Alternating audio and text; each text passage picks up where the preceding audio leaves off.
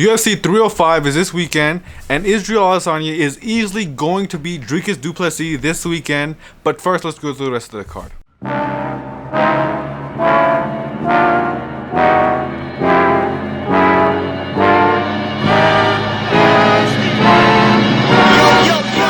I don't really give a fuck where he's from, but I'll show him who he is. Yeah, whatever that means.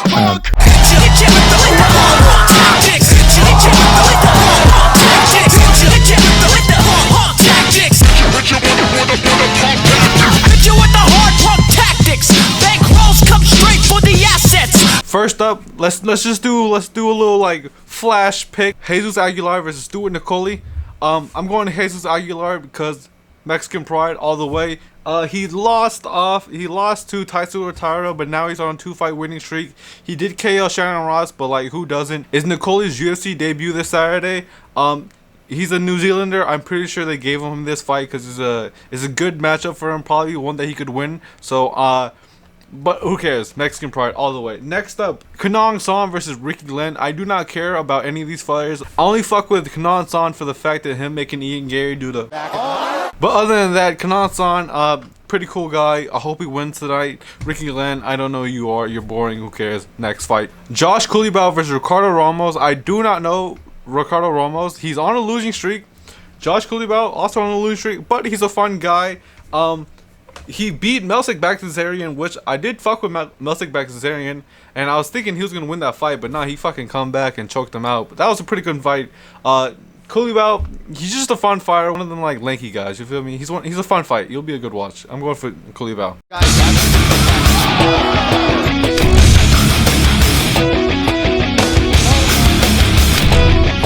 Now for an actual fight talk, alright? Tom Nolan versus Alex Reyes. Man, poor Alex Reyes. I mean, Dominic Reyes took all his genetic strength, right? That is kind of crazy. He took all the height, he took all the strength, he took all the power, he took all the skill.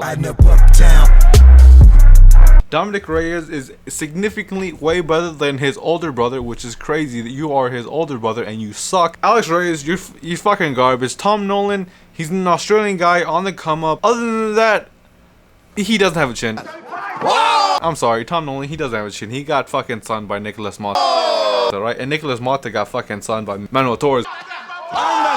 Yes, sir. Fucking hell, like Tom Nolan, it's just a chin issue, really. He has the power. He's just glass cannon. What else can I say? He's a fun fighter. It's Alex Reyes. I really don't have too much expectation for Alex Reyes actually winning this fight or winning a fight. Tom Nolan, it'll be a fun fight to see Tom Nolan improve. Let's see if he actually does improve. He got caught again in his last fight in the first couple minutes. So let's come on. Let's keep it going, Tommy.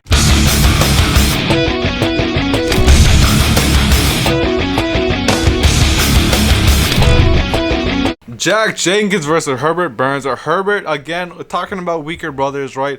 Herbert Burns is Gilbert Burns' younger brother, and he has no fucking heart at all. He'll do one fucking round, and if he loses that, see you later. Yeah, he's trash. He stepped up on short notice. Jack Jenkins is a fucking dog. Coming back after an arm break. Fuck Chepe. I don't give a fuck. I would always hate him to this day. He beat Jack Jenkins. Not really. Jack Jenkins broke his own arm, and fucking Chepe took that, went on the fucking fight. But yeah, Jack Jenkins, he's gonna fucking beat Herbert Burns.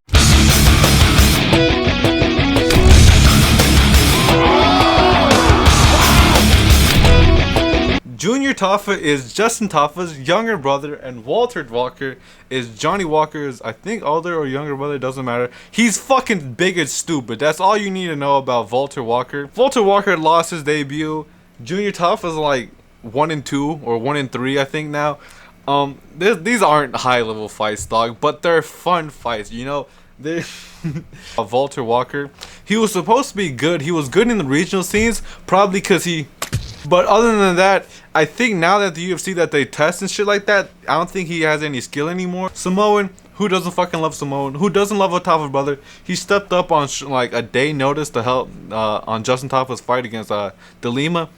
He got his fucking legs destroyed underneath him. But it doesn't fucking matter, you know. Junior Taffa, we support Junior Taffa way more than we will ever support Walter Walker. So man, fuck Walter Walker.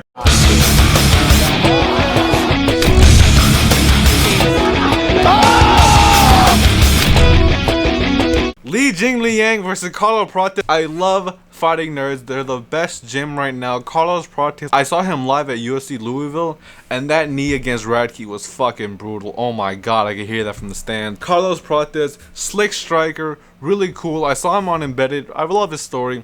Love his grandma. Little smoker of him.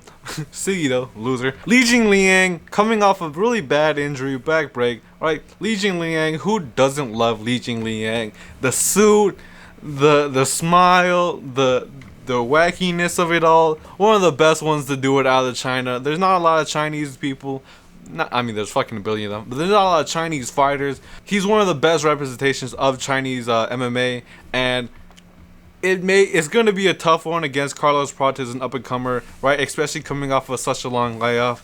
I'm going to have to go Carlos Prates. I really love Carlos Prates. He's a great up-and-comer. He's going to do great in the UFC in the welterweight division. But Li Jingliang, oh my, why couldn't you have picked a better fighter? You feel me? A better fight, something that you could win. He could win this fight. There's no saying he can't. That Carlos Prates is going to win. It's not a lock of the card, right? But Li Jingliang, I wish it was a little bit of an easier fight for you, my brother. We don't pick sides. We support both sides, and we just love the fights. Next up, we got Tai Tuivasa versus Roy Strike. We are gonna pick sides.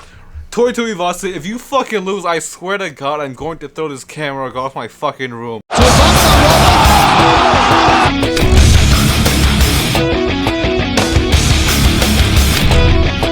I think, is it 3 or 4 fight losing streak now? You are pissing me the fuck off because on Embedded I have yet to see you train. Dog, are you training for this fight? I have little faith in Tai Tuivasa in winning a fight. Winning this fight specifically. I have Jairzinho Rostrike winning this fight.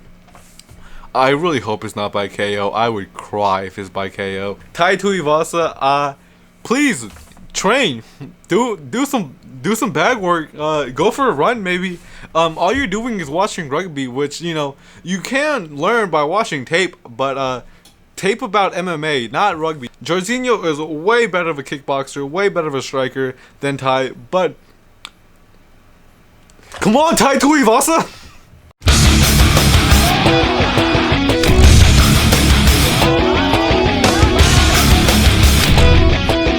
Dan Hooker versus Mateus Gamrot. Again, let's go Dan Hooker. It doesn't matter how good Gamrot is. I will never support him. Fluked against Fiziev. Fluke against Armin. He got his ass beat by Beneil Dariush, which he's now on a 2-fight losing skid, which I would love to see when Beneil comes back. I think he's retired. I'm not going to lie. Dan Hooker, I love him. Great with the knees, great with the kicks, great all around. Not really. Bad on the ground. He actually got submitted by Islam in like a minute, probably. I think 2 minutes. Kimura, it was a bad one. He like stepped over his head. It was really fun fighter. The tattoos made me love him even more. Who doesn't love some tattoos? Is Gamrot. He's just gonna fucking shoot, probably sniff his dick, talk all this shit about, oh, I'm gonna kill him. You're not, buddy. Whoever. Go home. It's pretty much what this card is. It's the please card. Please win. That I don't have too much. A lot of these fighters I don't have too much faith in actually winning their fights, but it doesn't matter because it does matter. I'm probably gonna be crying this entire night, but you can lose. I'm not gonna lie. There's other people I rather not see lose. But Dan Hooker, please don't lose the fight. I love your tattoos. Knee him in the face, please.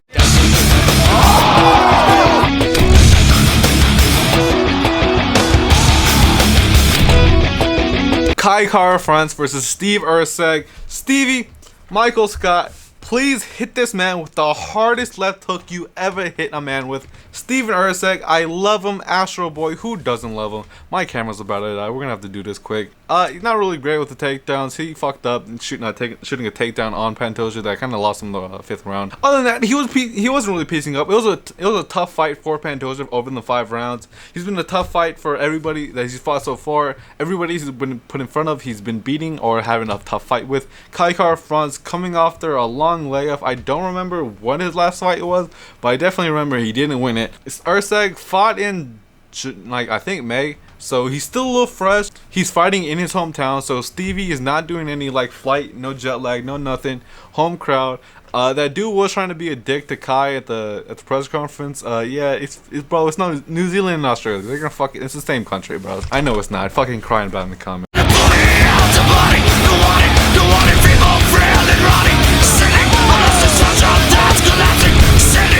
Main event, Dricus du Plessis versus Israel Adesanya. I'm sorry, but I clickbaited you.